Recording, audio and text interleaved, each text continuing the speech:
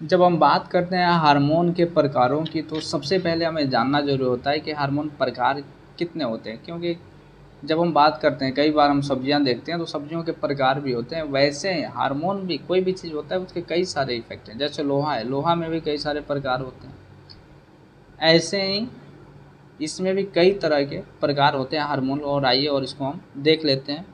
जो हार्मोन है ये मुख्यतः इनको 3 भागों में बांटा गया है। पहला है प्रोटीन हार्मोन, दूसरा है स्टेरॉयड हार्मोन और तीसरा है एमाइन हार्मोन। तो फिर आइए और इसको हम देख लेते हैं ताकि आपको बेहतरीन तरीके से समझ में आता रहे। प्रोटीन हार्मोन, इस वर्ग के हार्मोन की विशेषता यह होती है कि वह एमिनो अम्ल के रेशे से बना हुआ होता है। विभिन्न तरह के प्रोटीन हार्मोन्स एमिनो अम्ल के विभिन्न संयोगों से बने होते हैं। पेप्टाइड जो एक तरह का लघु प्रोटीन है, अर्थात एमिनो अम्ल का एक छोटा रेशा है, कोई प्रोटीन हार्मोन्स में रखा जाता है। प्रोटीन हार्मोन्स के कुछ उदाहरण हैं, इसमें थायराइड स्टिमुलेटिंग हार्मोन है, वर्धन हार्मोन है, प्रोलैक्टिन है, ग्लूकोन है, इंसुलिन है, ऑक्सीटोसिन है, वेसोप्रोसिन है, और भी बहुत सारे हार्मोन हैं। और जो दूसरा है ये है स्टेरॉयड हार्मोन। स्टेरॉयड हार्मोन वैसे हार्मोन को कहा जाता है जो एमिनो अम्ल से बना हुआ नहीं होता है, जबकि प्रोटीन हार्मोन एमिनो अम्ल से बना हुआ होता है।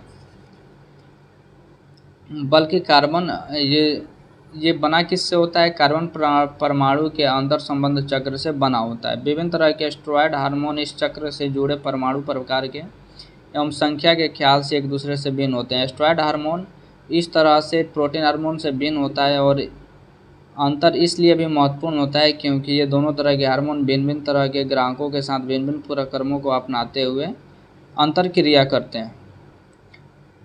स्टेरॉयड हार्मोन के कुछ उदाहरण हैं, जो कि है गोनाड हार्मोन, एस्ट्रोजेंस हो गया, प्रोजेस्टेरोन हो गया, एंड्रोजेंस हो गया, एड्रिनल हार्मोन हो गया, और भी कई तरह के हार्मोन जो है मुख्य रूप से होते हैं।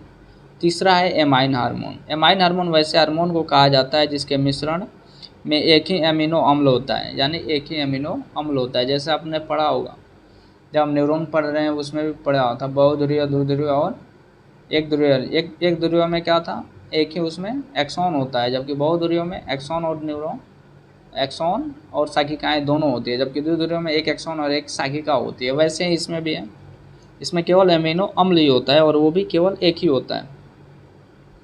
इमाइन हार्मोन के उदाहरण है इप्राफ्राइन हो गया, एड्रेनलिन हो गया, या फिर नोप्राफ्राइन हो गया, थायराइड हार्मोन हो गया तथा मेलाटोनिन हो गया। स्पष्ट हुआ कि हार्मोन के कई प्रकार होते हैं। इन सबों का प्रभाव व्यक्ति के व्यवहार पर पर्याप्त पड़ता है।